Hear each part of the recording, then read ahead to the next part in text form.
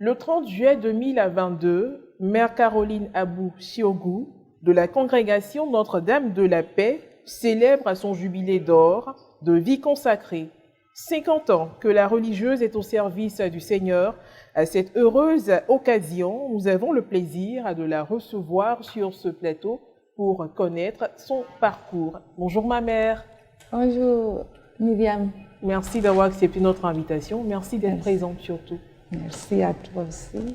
Alors, pour commencer, comme nous l'avons dit au cours de notre introduction, le but de cette émission, c'est de vous connaître la mère Caroline. Aujourd'hui, elle est au service du Seigneur, mais on va dire que la mère vient bel et bien d'une famille. Donc, parlez-nous de votre origine. De quelle région êtes-vous originaire? Je suis donc originaire de Mémy, de la paroisse Saint-Joseph de Mémy. Mémy, ma sœur, c'est où? Pour ceux qui ne sont pas forcément en Côte d'Ivoire. Mémy, c'est vers Alépé. Elle fait partie de la sous-préfecture d'Alépé. Très bien. Et parlez-nous à présent de votre vie familiale. Qui sont les parents de mère Caroline? Elle a combien de frères et sœurs? Et laquelleième de la fratrie?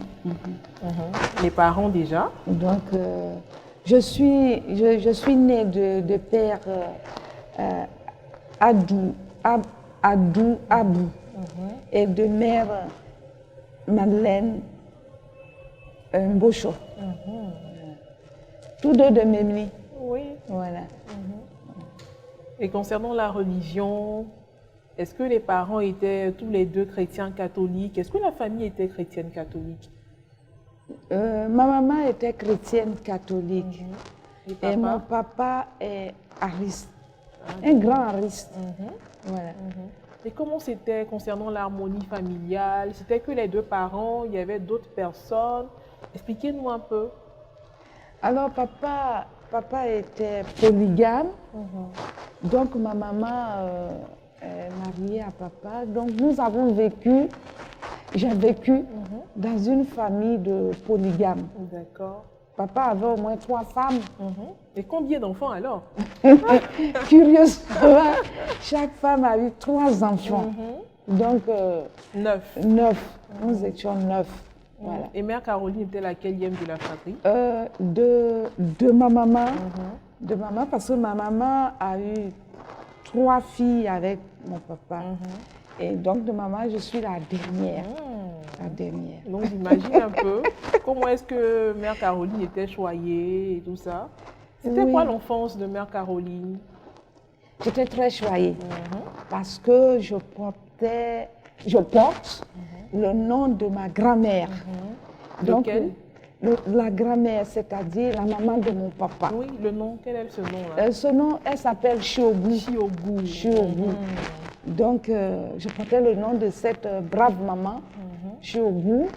Et donc, parmi tous ces enfants de papa, c'est moi seule qui porte ce nom. Donc, pour papa, je suis sa maman. Sa petite maman. Sa petite maman. Et je suis la seule à marcher avec mon papa. Ah oui, la seule à marcher avec papa. Et tout le monde me respectait. Les autres mamans me respectaient et les autres enfants aussi, parce que je suis la maman de papa, la grand-mère. Je porte le nom de grand-mère. Voilà. Et quel type d'enfant était mère Caroline? Celle qui bouge beaucoup, ou bien celle qui est beaucoup plus renfermée et tout ça? Surtout qu'on est choyé de papa, de maman, de tout le monde. Quel était son comportement? Je n'étais pas turbulente, mais c'est le milieu. Voilà. C'est tout. Enfant, on peut ne pas... Mais j'étais capricieuse. Ah, d'accord. Je te raconte une petite histoire. Oui. Tous les week-ends, parce qu'on vivait au campement, papa avait de grands champs, de grandes plantations. Tous les week-ends, en bon ariste, on descendait au village. Et on respectait les principes de papa. C'est-à-dire le dimanche, les aristes ne vont pas au champ, ils ne vont pas puiser de l'eau, ce qui est... C'est le jour du Seigneur. Oui, c'est le jour du Seigneur. Et voilà que nous sommes allés au village et on revenait.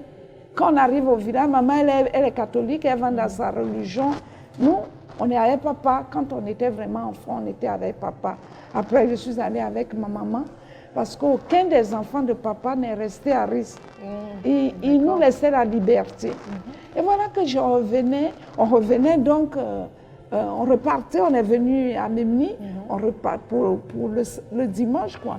On repartait et je dis à ma maman que j'ai soif.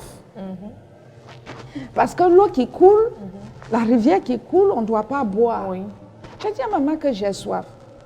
Elle dit, pardon, on va arriver au campement et puis tu vas boire. J'ai dit non, que j'ai soif, que je dois boire. Oh, si je bois à la rivière, elle a des problèmes avec papa. Donc je prie quand je vois la rivière, elle m'attrape. Jusqu'à nous sommes arrivés au campement et puis je dis, je n'ai plus soif. Voilà. La capricieuse dit qu'elle n'a plus soif. C'est pas incroyable. Bon, bref. Et après, c'est vrai, après l'enfance, on a l'adolescence. Hein. Quel genre de jeune fille étiez-vous? J'étais une personne toujours déterminée. Ça, à ce point qu'il y a quelqu'un dans la famille qui m'appelait commandant. J'étais très déterminée. Quand je veux ça, je veux. Voilà. Et donc, j'ai vécu ma jeunesse avec des principes. D'accord. Avec des principes. J'avais une ligne de conduite. Et ma maman m'a beaucoup influencée. Beaucoup. J'ai vu la fidélité de ma maman à mon papa. Et donc... malgré ce foyer polygame, elle est restée correcte. Elle est restée correcte. Et comme chez nous, c'est le matriarcat, la maman influence beaucoup les enfants. Et donc, je n'étais pas une jeune fille qui sortait n'importe comment. Non. J'étais déterminée à garder une vie correcte. Voilà. Ça, c'était un principe pour moi à cause de ma maman, ce que je voyais vivre ma maman. Sa fidélité à mon papa m'a beaucoup influencée. Voilà. Parlez-nous de votre cursus scolaire, l'école primaire, où l'avez-vous fait? Donc, j'étais d'abord, à l'école au village, à Memni. À l'école, on disait l'école régionale, à l'école publique. Et donc, jusqu'en classe de CM1, CM2, bon, j'ai échoué à mon examen. Et puis, en sixième. Oui, à mon examen d'entrée en sixième. Et puis bon, aussi à la catéchèse, on devait nous baptiser. J'ai joué. Ah, c'était une école catholique? Non, ce n'était pas une école catholique, mais on faisait la catéchèse. Il y a des gens qui venaient nous faire la catéchèse, des catéchistes à l'école régionale. Donc bon, en ce temps-là, je ne comprenais pas grand-chose. J'ai échoué. Et puis bon, maintenant, je vais aboutir à Abidjan. Voilà. Donc, pour reprendre la classe de CM2 à Abidjan? Pour reprendre la classe de CM2 à Abidjan, et chez des sœurs. Les sœurs Notre-Dame des Apôtres d'Adjamé. Voilà. Donc là, je suis venue à Djamé parce que, grâce à Monseigneur Koti, qui est de la famille, de Vénéré Mémoire, et qui était à Bekoti, et qui m'a envoyé à Abidjan, et puis bon, qui m'a inscrit chez les sœurs au CM2. Vous étiez à l'internat? Non, j'étais à la maison. D'accord, chez des tuteurs? Oui, non, en famille, quoi. En famille, d'accord. Voilà. Et donc, c'est là que maintenant, je vais reprendre la classe de CM2. La classe de CM2 plus la catéchèse. Parce que comme je n'ai pas vécu tellement dans un milieu chrétien, catholique, tout ce qui concernait la catéchèse était difficile pour moi. Mais déjà, chez les sœurs, à la catéchèse, je commençais, c'est la reprise quand même. Je commençais à mieux comprendre. Et j'ai pu avoir donc mon examen de catéchèse. et j'ai été baptisée. La sœur parle d'examen de catéchèse. Aujourd'hui, il faut faire la première année, la deuxième et la troisième année avant de recevoir le sacrement de baptême, première communion. Surtout pour les enfants quand même un peu plus grands. Pour les bébés, on sait que le baptême bébé existe. Mais à votre époque, est-ce que c'était le cas? Parce que vous parlez d'examen de catéchèse. Il fallait faire combien de temps avant de recevoir le sacrement de baptême? Quand on commence la catéchèse assez tôt. Donc, par exemple, si c'est dans une école catholique, on commence, même les animateurs qui venaient à l'école publique, on fait par exemple, je ne sais pas à quel moment ils commençaient la catéchèse, mais j'étais catéchisée. Mais ça fait des années, peut-être 4 à 5 ans, avant d'être baptisée. Et il y a un concours, il y a un examen, excuse-moi, il y a un examen. On ne donnait pas le baptême au hasard comme ça. Donc j'ai souffert. Donc il fallait être assidu aussi au cours de catéchèse. Oui, j'étais assidue, mais je ne comprenais pas bien. Après, curieusement, quand je suis devenue religieuse, je suis devenue catéchète. C'est-à-dire, je fais l'UCAO et j'enseigne la catéchèse mais je forme des catéchistes. C'est le Seigneur qui fait des merveilles. Oui, il a ouvert mon esprit. Alors, ma mère, nous retournons encore en arrière, parler de votre cursus scolaire toujours. Quelles étaient vos matières favorites en classe et tout ça? Bon, j'ai fait donc le CM2, j'ai eu le certificat d'études. Et puis après, j'ai fait aussi le CTF. Je ne suis pas allée au collège en tant que tel, mais j'ai fait une école de formation et le CTF. Et qu'est-ce qu'on y apprend, ma mère? Là, on apprend donc le français, les matières générales, mais les matières pratiques. La couture, la cuisine, etc. On apprend tout ça. Voilà. Et au bout de combien d'années vous avez obtenu votre diplôme? Au bout de 3 ans, j'ai obtenu mon CAP sanitaire et social. Et puis bon, voilà. Et après ça, je suis allée travailler. Je me suis occupée de la formation des internes, l'éducation des internes. Au bout de 3 ans, les soeurs m'ont envoyé maintenant faire une formation. Toujours les sœurs Notre-Dame des Apôtres d'Adjani? Non. Ah, d'accord. Maintenant, on est à Notre-Dame de la Paix. À Notre-Dame de la Paix. On est à Notre-Dame de la Paix.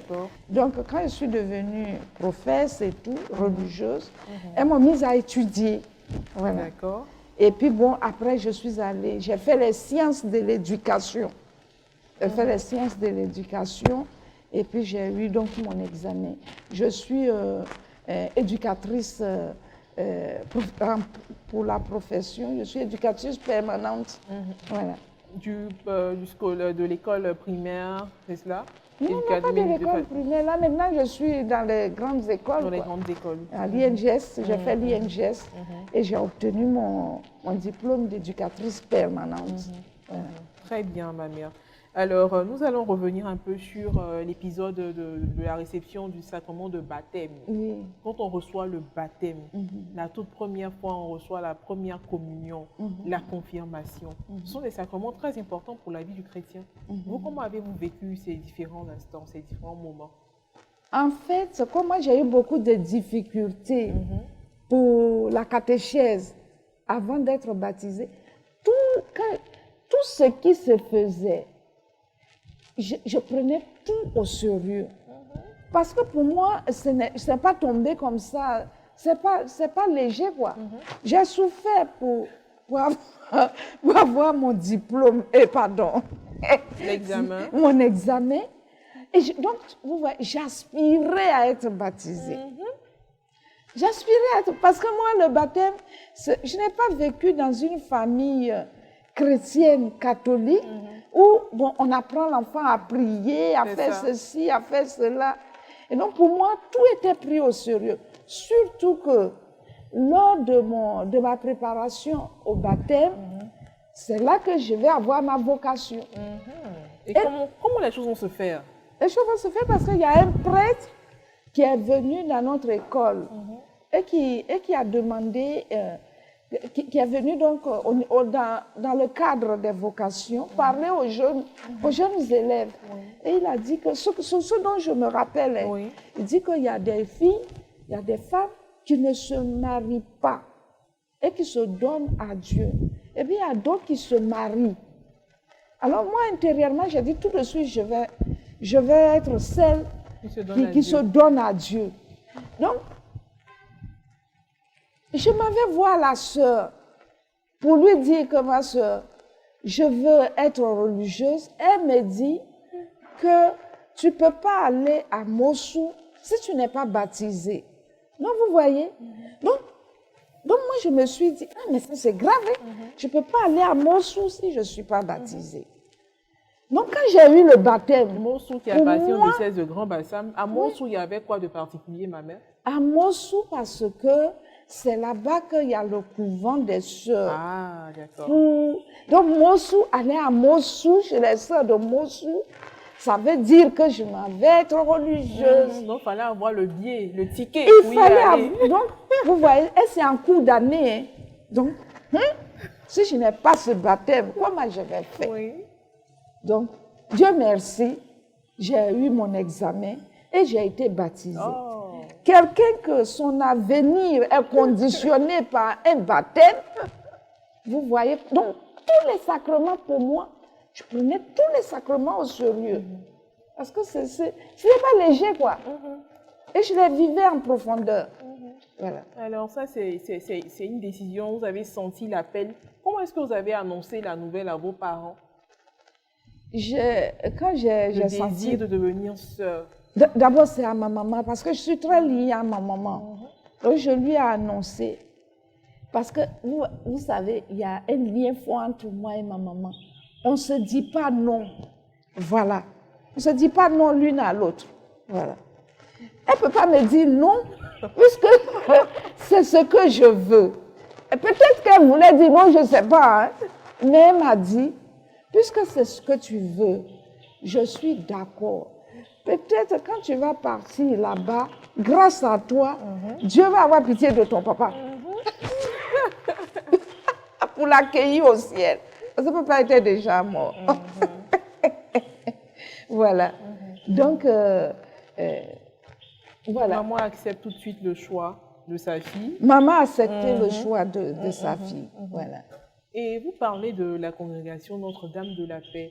À votre époque, à cette époque-là, est-ce qu'il en existait d'autres que vous connaissiez? Comment avez-vous connu la congrégation Notre-Dame de la Paix? Et pourquoi votre choix s'est porté sur cette congrégation particulièrement? Bon, quand moi j'étais avec les sœurs Notre-Dame des Apôtres. Elles sont à Memli. Elles sont à Memli, mais je n'ai jamais eu l'idée d'être religieuse parce que je n'ai jamais vu de sœurs africaines. C'était des blanches. Et donc, dans ma petite tête d'enfant, c'était que des blanches qui devaient devenir religieuses. Donc, quand je suis venue à Abidjan et que le père est venu nous dire, s'adresser à des filles noires, j'ai dit, donc moi aussi, je peux être religieuse. Donc, donc, c'est ainsi que, quand je suis allée dire à la sœur que je vais être religieuse, elle dit, c'est à Mossou qu'on devient religieuse.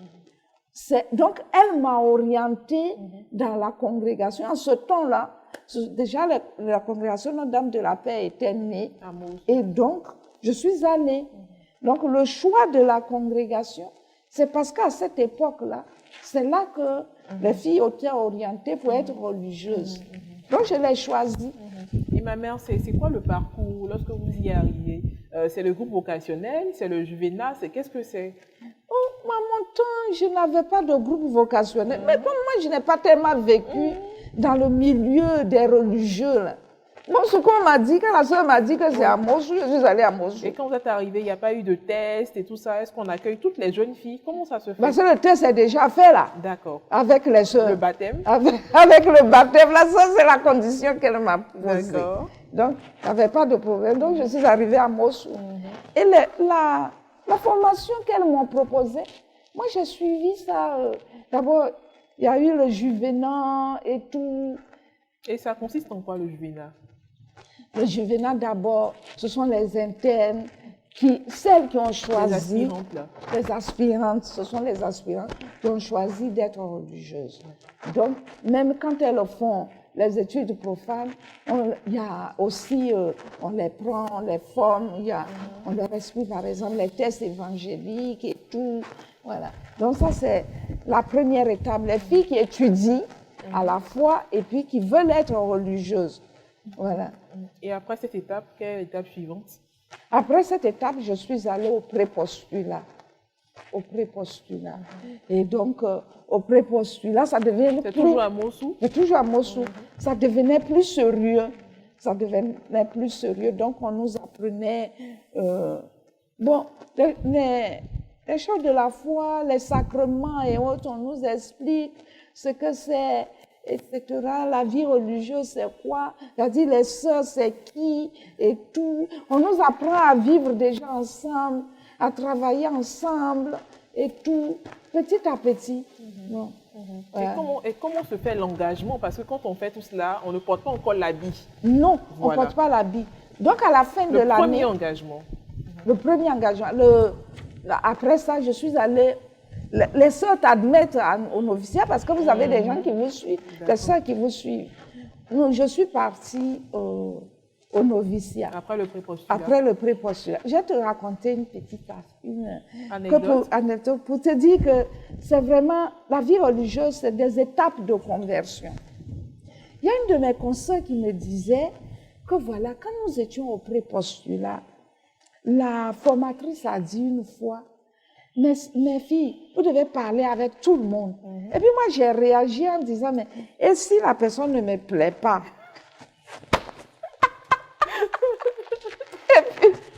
Et puis nous sommes arrivés, elle dit, elle, ça lui a fait quelque chose, mais si Caroline ne veut pas parler à tout le monde, comment on va faire? Donc nous sommes arrivés au postulat, au noviciat.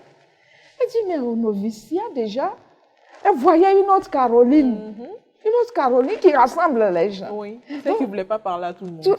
Donc aujourd'hui, et elle me dit aujourd'hui, Caroline supérieure générale, elle dit, tout le monde, toutes les sœurs, tous les ethnies, vous pouvez être à Notre-Dame de la Paix. Donc, elle clame. Donc, ça l'amuse. Elle dit, donc, elle voit que la vie religieuse, c'est un processus de conversion. Voilà. Et je comprends pourquoi la sœur a dit que la vie religieuse, tu ne vas pas à Mossou si tu n'es pas baptisé. La vie religieuse est très liée au baptême. Voilà. Alors, après le noviciat, qu'est-ce qui s'est fait, ma mère? Donc, j'ai suivi assez bien les étapes. Après le noviciat, donc, j'ai fait la première profession religieuse le 30 janvier 1972. Voilà, j'ai fait donc mon premier engagement à la vie religieuse. Et quel est le contenu de cet engagement? Dans cet engagement, je dis, moi, Caroline Chogou, je m'engage librement à être chaste, pauvre, obéissante et à vivre tout ça en communauté fraternelle. À vivre tout ça en communauté fraternelle. Et je demande la grâce de Dieu pour pouvoir vivre ça. Donc ça, c'est un engagement. Et tous ces 3 ou 4 mots que je t'ai dit ont des contenus denses. Et on ne fait pas n'importe quoi avec. Voilà, on ne fait pas n'importe quoi avec. Parce que tu dis que tu t'engages à la suite de Dieu, à la suite du Christ. En fait, la vie religieuse, c'est une suite du Christ. C'est-à-dire, on met nos pas dans les pas de Jésus. La façon dont Jésus a vécu, quand il est venu dans ce monde, c'est ça que la religieuse vit, que les consacrés vivent.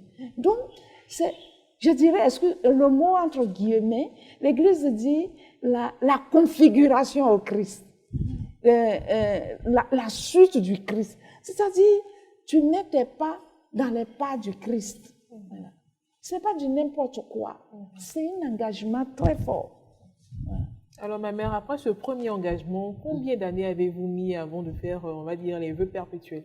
Et les vœux perpétuels, j'ai fait mes vœux perpétuels au bout de je crois, 9 ans. Au bout de 9 ans. Pourquoi? On fait les vœux perpétuels, on faisait les vœux perpétuels au bout de peut-être 7 ans. Mais j'étais aux études. J'étais justement à faire la formation à la vie religieuse, là, et pas à la vie religieuse, mais à être éducatrice permanente. Et là, j'étais en année d'examen. Et donc, j'ai demandé aux sœurs de finir l'examen et de faire mes vœux. Et elles n'ont pas trouvé d'inconvénient parce qu'on peut prolonger les vœux jusqu'à... Je voulais être plus tranquille dans ma tête pour pouvoir faire mes vœux perpétuels. Mais ce n'est pas parce que je ne voulais pas, mais parce qu'il y avait cette affaire-là qui me prenait tellement et je n'arrivais pas à... Donc, bon, j'ai fait mes vœux perpétuels comme j'ai demandé. Voilà. Alors, ma mère, c'est à l'occasion des vœux perpétuels que vous portez l'anneau, parce que ce n'est pas toutes les sœurs qui l'ont et tout ça. Non, non. Donc, c'est l'alliance. C'est l'alliance entre Dieu et moi, et la religieuse. Je dis, vie religieuse, ce n'est pas une petite affaire. Et puis, on ne fait pas ça n'importe comment. Donc, on nous donne même des signes visibles. Parce que la femme qui est mariée, le monsieur qui est marié, on l'anneau. Pour dire que tu es lié. Je suis lié à Dieu, à Jésus-Christ. Et donc, l'expression de ça, c'est l'anneau. Et l'Église est très prudente. Quand j'ai fait mes premiers vœux, quand la religieuse fait ses premiers vœux, on ne lui donne pas l'anneau. On est là, on dit, bon, il faut marcher, on va voir. Donc, on l'aide à marcher, la congrégation l'aide à marcher jusqu'à 6 ans, 7 ans, 8 ans, l'aide à marcher. Avant, à mon temps, on faisait les vœux perpétuels au bout de 9 ans. Et moi, j'ai demandé une année, alors on a accordé, donc j'ai fait à la 10e année. Tandis qu'aujourd'hui, les vœux perpétuels, tu fais les vœux perpétuels au bout de 6 ans. Bon, il peut y avoir prolongation, un peu de prolongation, mais ce n'est pas un jeu, quoi. On ne prolonge pas au hasard. Voilà. Et donc on t'observe jusqu'à... Tu essaies de marcher un peu. Jusqu'au bout de 6 ans, maintenant, tu demandes, toujours à chaque étape, tu demandes. Les vœux sont renouvelés. Et donc, quand tu fais la première fois, on te dit de faire une année. On va voir si tu... Jusqu'à 6 ans maintenant. Et là, tu fais l'engagement définitif. Quand tu as fait l'engagement définitif, il y a des signes extérieurs comme l'anneau. D'autres, c'est d'autres signes extérieurs. Ma mère, c'est à partir de quelle étape vous portez la tenue? Parce qu'il y a des religieuses qui ont on va dire le voile. Elles s'habillent quelquefois avec des pagnes africains, des corsages. À quel moment vous portez la tenue? La tenue, bon, c'est un peu le signe extérieur de notre appartenance à une congrégation. C'est le signe extérieur. Mais ce n'est pas ça qui est vraiment... D'accord, qui permet de marquer les étapes. Les étapes. D'accord. Le fondamental, là, c'est ce que je viens de te dire, l'engagement des 4 vœux, je dirais. Là. 3 vœux, la vie communautaire. C'est le fondamental. Maintenant, on porte un signe extérieur pour marquer que j'appartiens à une congrégation. Et chaque congrégation a sa tenue d'ailleurs, que j'appartiens à une congrégation. Et puis bon, donc on porte ça dès les premiers vœux. Elles sont en pagne et tout, la tenue de leur milieu. Mais ça ne veut pas dire qu'elles sont pas sœurs. Elles sont sœurs. Elles sont sœurs, mais vous allez voir toujours un signe extérieur, soit la croix, quelque chose comme ça qui marque le signe extérieur. C'est ce que leur congrégation a choisi. Nous demeurons, nous avons choisi l'habit. Voilà. Alors, ma mère, dites-nous, est-ce que vous avez eu à faire votre formation en dehors du territoire national, à l'extérieur? Oui. Comment ça s'est déroulé? Donc, les expériences à l'extérieur? Les CNDP m'ont beaucoup formée.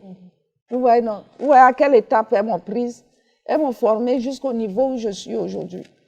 Donc, d'abord, comme je vous ai dit, j'ai fait des formations à la fois profanes et des formations aussi religieuses. Donc, les formations religieuses, elles m'ont d'abord mise à faire la catéchèse à l'UCAO. Je suis devenue catéchète. Ensuite, comme elles me prévoyaient pour la formation des jeunes au noviciat, tout ça, elles m'ont envoyée à Rome. J'ai fait 4 ans là-bas pour préparer le contenu de la formation, c'est les sciences de la vie religieuse.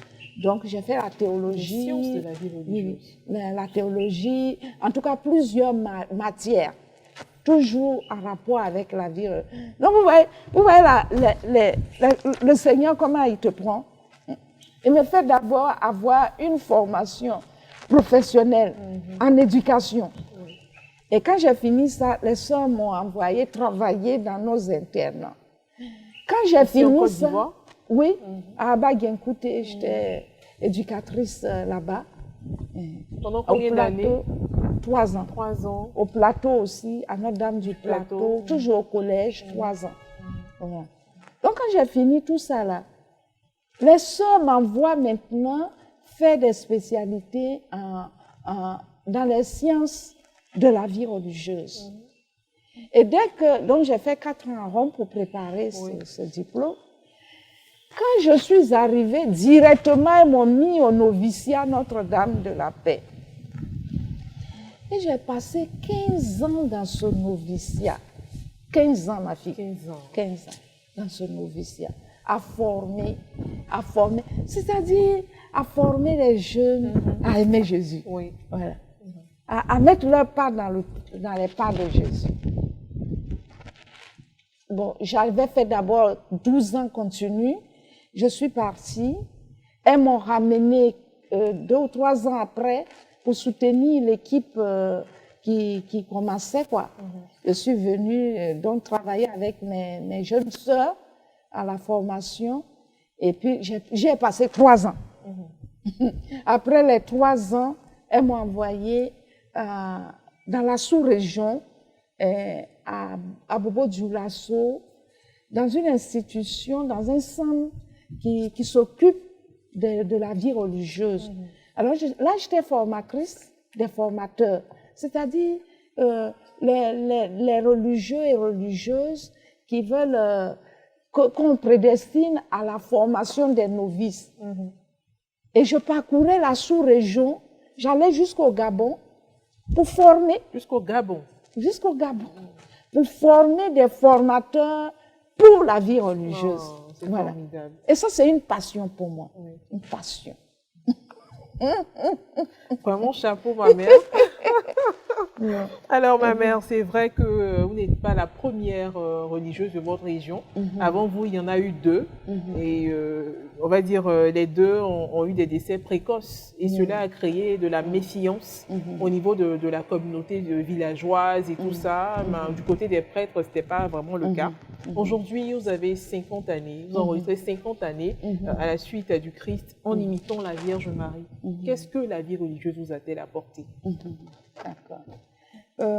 Excuse-moi, avant de répondre à la question, une autre étape de ma vie qui a été très importante, c'est que après donc, la sous-région, les sœurs m'ont proposé de servir la congrégation en étant la première responsable de l'institution. Donc, j'y ai passé 10 ans et durant ces 10 ans, la formatrice que j'étais a continué.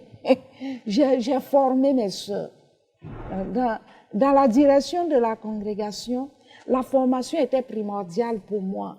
D'abord, former les sœurs elles-mêmes et puis donner aussi une formation religieuse à tout le monde.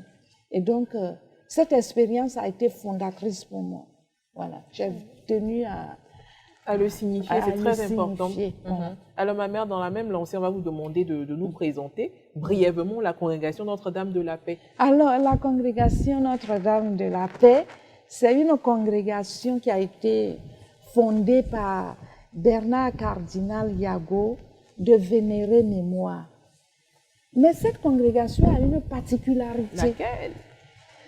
C'est que tous les évêques, les 6 évêques de cette époque, ont été d'accord, se sont mis d'accord pour la fondation de Monseigneur Yago. C'est formidable. Donc, au point de départ, cette congrégation a été fondée dans l'unité. Bon, la congrégation Notre-Dame de la Paix, les premières sœurs, les 12 premières sœurs sont venues de la congrégation Notre-Dame des Apôtres. Quand Monseigneur Yago s'est adressé donc aux jeunes sœurs qui étaient ce temps-là, quand il a eu son désir de fonder la congrégation, donc il s'est adressé à cette congrégation. Et les jeunes Ivoiriennes qui voulaient... Que les jeunes Ivoiriennes? Oui, sont venues pour fonder la congrégation Notre-Dame de la Paix. Voilà. Moi, je suis pas de ces 12-là. D'accord. Ouais, je suis venue après. Je suis pur produit MDP. Donc, elles sont venues. Et ce sont ces braves sœurs-là à qui je rends hommage, qui ont fondé la congrégation Notre-Dame de la Paix. Donc, elle a été fondée par le cardinal Yago le 29 juin 1965, à la fête de Saint-Pierre et de Saint-Paul. Donc, qui sont nos saints patrons. C'est ça, Saint-Pierre et Saint-Paul. Saint-Pierre et Saint-Paul. Et donc, petit à petit, cette congrégation évolue. Et tu sais, ce qui fait le fondement d'une congrégation, c'est ce qu'on appelle son charisme. Son charisme, c'est-à-dire le don de l'esprit. Le charisme que Monseigneur Yago nous a proposé, c'était de rechercher et de vivre de la paix du Christ à travers la promotion humaine et spirituelle de la femme et de la jeune fille, à travers donc des activités comme la santé, l'éducation, la femme. Ah, ça c'est très fort chez le cardinal. La promotion humaine et spirituelle de la femme. Et donc, pour réaliser, ça va passer à travers l'éducation, l'enseignement, l'animation rurale, la santé et autres. Voilà. Donc, voilà ce que le cardinal nous a proposé. Et donc, petit à petit, nous essayons d'incarner ça. D'incarner, c'est pas facile, hein? D'incarner d'abord par notre vie. Parce que si tu veux la paix, il faut commencer par la vivre. Mais ce n'est pas n'importe quelle paix. C'est la paix même qui est venue du Christ. Et vous voyez, le ressuscité dit, le ressuscité d'abord, il salue toujours. La paix soit avec vous. La paix soit avec... La première parole, excusez-moi, je ne suis pas exégète, hein, qui sort de sa bouche, c'est la paix soit avec vous. Voilà. Et cette paix, Monseigneur Yago en a fait vraiment, c'est approprié ça. Et la congrégation qu'il a fondée, il a dit, bon, voilà ce que je vous propose. Vous serez des messagères de la paix. Donc c'est ce que nous essayons de vivre à travers tout, d'abord en nous-mêmes, dans la communauté, et dans les œuvres que nous avons. Il a dit que votre priorité, c'est la femme. Il est très intelligent, ce monsieur qu'on appelle Monseigneur Yago. Mais j'ai dit, oh, qui éduque une femme éduque une nation. Qui éduque une femme? Vous avez vu l'emprise que ma maman a eue sur moi. Mais si les mamans ont des emprises comme ça sur leurs enfants, mais on va vivre dans un pays en paix. Ce sont des personnes de paix. Donc, la femme est le canal par qui cette paix passe. C'est pourquoi il nous a dit, votre priorité, c'est la femme. Alors, nous exprimons cela à travers des œuvres, des choses concrètes, comme l'enseignement, comme l'école, l'éducation. Nous sommes beaucoup présents dans l'éducation. Tout ce qui est en rapport avec l'éducation. De la jeune fille. De la jeune fille. Parce que, en fait, quand tu touches à la jeune fille, tu touches à l'homme. Quand tu touches à la femme, tu touches à l'homme. Donc, maintenant, dans nos écoles, nous avons même tous les enfants. Les petits garçons. Les petits garçons. On les prend même bébés. Bébés même. Pourquoi la garderie? La garderie. Et puis ensuite, tous les échelons et tout. C'est notre façon d'éduquer à la paix. Et la preuve est là, on voit aujourd'hui. Malheureusement, nous nous permettons d'appeler des enfants microbes.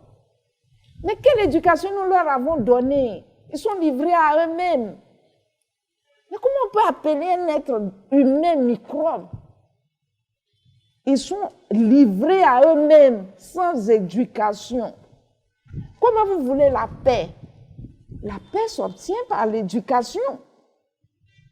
S'il n'y en a pas, vous voulez quoi? Et puis on ose les appeler microbes. Comment un être humain peut être microbe? Voilà. Donc, c'est cette tâche-là que nous avons à éduquer pour que la paix soit. Voilà. Alors, ma mère, dites-nous maintenant, après 50 années à la suite du Christ, au service du Seigneur, qu'est-ce que la vie religieuse vous a-t-elle apporté? Et ça a été très dur pour que les gens de mon village acceptent. Parce que vous voyez, 2 sœurs, elles sont jeunes, elles meurent, très jeunes. Les 2 premières d'ailleurs. Les 2 premières. Et moi, j'arrive dans ce contexte. On m'a dit non, pas question de vie religieuse. J'ai dit c'est ça que je veux. Ma mère venait de dire quelque chose. Qu'est-ce que ça veut dire? C'est une expression pour dire que moi, c'est ça que je veux. Excuse-moi, entre guillemets. Donc, quand les gens ont su que j'étais devenue religieuse, il y a eu des manifestations. Mais moi, ma vocation, là, ça n'a pas concerné une famille. Hein. C'est tout le village. Des manifestations rituelles, parce que je devais aller au village pour la messe d'action de grâce. Mais les gens ont fait des choses. Ils ont fatigué ma maman. Je suis allée au village. On en a fait la messe. Je suis rentrée. Et moi, je vais dans mon village sans crainte.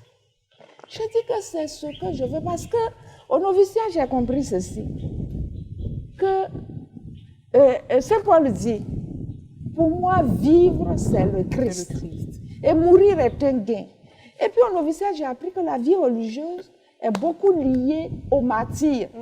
C'est l'expression suprême de l'amour. C'est cela. Voilà.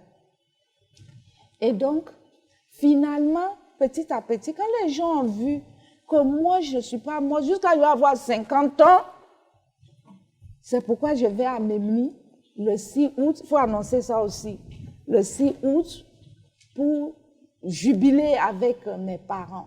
Voilà. Maintenant, quelles sont mes joies? Mes joies, c'est d'appartenir à Dieu. Ah, ça, c'est ma joie, c'est ça. Il y a des difficultés dans la vie religieuse. Hein. Oui. C'est pas petit. Hein. Lesquelles, ma mère? 50 ans, ce n'est pas rien. Hein. C'est pas rien. Et les difficultés font partie de la vie humaine. Vous avez vu le fondement que je t'ai dit, l'engagement. L'engagement que je vous ai dit, les 3 engagements ou 4 engagements que je vous ai dit, le contenu. Il faut vivre chaste. Il faut vivre pauvre. Il faut vivre en communauté. Oui. Il faut vivre obéissante. Ta volonté, là. Surtout à celle à qui on ne dit pas non. À celle à qui on ne dit pas non. Hey, elle va venir dans la vie, elle va apprendre à assumer des noms. Elle va assumer des noms. Et donc, tout ça, il y a des difficultés dedans. Mais que c'est beau d'être à Jésus. Ah oui, oui. Parce que Jésus, là, tu vois, qui choisit la vie, choisit la croix.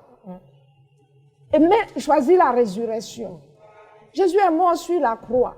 Tu veux mettre tes pas dans les pas de Jésus. Hein? Il faut t'attendre. Hein? Donc, c'est pas facile, mais c'est magnifique. C'est magnifique quand on sait l'assumer. Parce qu'on ne fait pas ça au hasard, quoi. On ne fait pas ça pour se martyriser. On fait ça pour aimer. Ma fille, le but de la vie religieuse, c'est d'aimer. Donc, C'est le moyen que je prends pour aimer. Donc, quand tu aimes, les difficultés même t'aident à mieux aimer. Il est mort sur la croix, non? Et puis, il est ressuscité. Mais avant de ressusciter, il est mort sur la croix. Donc, quand tu le suis, là, il ne faut pas dire que tout va aller sur comme sur des rails. Sur des rails. Quand on te dit, il ne faut pas être religieuse, et puis tu dis, moi, je veux être religieuse, il faut t'attendre à tout. Il faut t'attendre à tout. Hein. Les gens peuvent même te faire du mal. Les gens peuvent te faire du mal. Donc, la vie religieuse, elle est belle.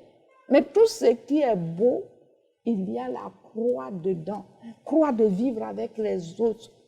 Je te dis que je viens d'assumer 10 ans de responsabilité à la tête d'une congrégation. Demande-moi les sucres que j'ai eu à sucer. Mais aussi des choses amères. Mais il faut tenir, parce que tu n'es pas seul. Il y a quelqu'un qui te soutient. Tu vois, non? Donc, mais les difficultés, c'est l'expression de la croix. De la croix. Une religieuse qui est devant des difficultés, c'est sa croix. Mais tu ne peux pas suivre Jésus-Christ sans ça. C'est un crucifié ressuscité. Il faut te dire ça quand tu te mets dedans. Bon. Voilà, ma mère. Alors, dites-nous aujourd'hui, c'est vrai, vous avez parlé des difficultés, des joies. Aujourd'hui, ce n'est pas chose facile pour vos jeunes consoeurs de vivre ensemble parce que chacune vient de familles différentes, chacune vient d'horizons divers, on a envie de dire. Et quels conseils pouvez-vous prodiguer à ces jeunes consoeurs pour vraiment, on va dire, vivre en communion? D'abord, j'admire beaucoup les jeunes. Aujourd'hui, là, se faire religieuse, là, vraiment, il faut le savoir. Parce qu'il y a trop de facilités qui s'ouvrent aux jeunes. Et même de possibilités qui s'ouvrent aux jeunes. Donc, pour moi, vous savez, j'ai été formatrice. Quand elles viennent, je les admire. Je les admire. Puis je leur dis, mes filles, on va mettre nos pas là dans les pas de Jésus. Donc d'abord, je félicite tous ces jeunes qui aujourd'hui s'engagent dans la vie religieuse. Mais je voudrais leur dire, en même temps et mieux, si tu t'es mise dedans, vraiment, il faut vivre ce que tu as choisi. Être témoin de ce que tu as choisi. Et moi, j'ai fait l'expérience avec les jeunes, je les ai suivis. Là, je viens de diriger toute une congrégation. Mais les jeunes, elles sont formidables. Mais je leur dis que la vie d'aujourd'hui, la vie religieuse d'aujourd'hui, ce n'est pas... Il faut qu'elles impriment cette vie, que leur jeunesse, qu'elles donnent à Dieu, que ça imprime la vie religieuse dans son authenticité. Et je dis à tout le monde, aux sœurs anciennes comme aux jeunes. Donc, je félicite les jeunes. Et puis, je lance un appel aux jeunes que la vie religieuse, ce n'est pas du passé. C'est d'aujourd'hui. Et donc, que les jeunes filles, les jeunes gens viennent dans la vie religieuse pour Dieu. Pour Dieu. Et les jeunes ont un grand cœur. Donc, la vie religieuse est faite pour eux, pour elles. Voilà. Donc, vraiment, j'ai beaucoup d'admiration pour les jeunes. Laissez un peu les plaisirs du monde là, et puis venez, on va suivre Jésus. Alors, ma mère, pour terminer cette émission, quelle est votre plus grande prière aujourd'hui? On va dire, à l'orée de la célébration de votre jubilé d'or, jubilé d'or à la suite du Christ. Ma grande prière, c'est l'action de grâce. C'est le Magnificat. Vraiment, ouais, une petite fille de Memni qui n'était même pas dans une famille chrétienne catholique. Dieu s'est penché sur elle. Quand Marie chante, le Seigneur fit pour moi des merveilles, je comprends. Donc, c'est l'action de grâce. Mais je voudrais que mon action de grâce soit partagée par tout le monde. Et c'est pourquoi je vous invite à venir le 30 juillet et à venir à Memni pour dire merci à Dieu avec tout un peuple qui voit les merveilles de Dieu. 50 ans pour une fille de Memni, c'est extraordinaire, hein? Ça sort de l'ordinaire. Donc, ce que je peux partager aussi, c'est la joie d'être à Dieu. Et je veux continuer à être au Seigneur toute ma vie. Et Seigneur, tu sais, tu vois ce que j'ai fait ici, là. Comme je dis, je vais tout le temps avec toi, là. En même temps, tu m'ouvres le ciel. Pardon. Parce que moi, je ne peux pas vivre ailleurs qu'avec toi. Ouais. Donc, voilà.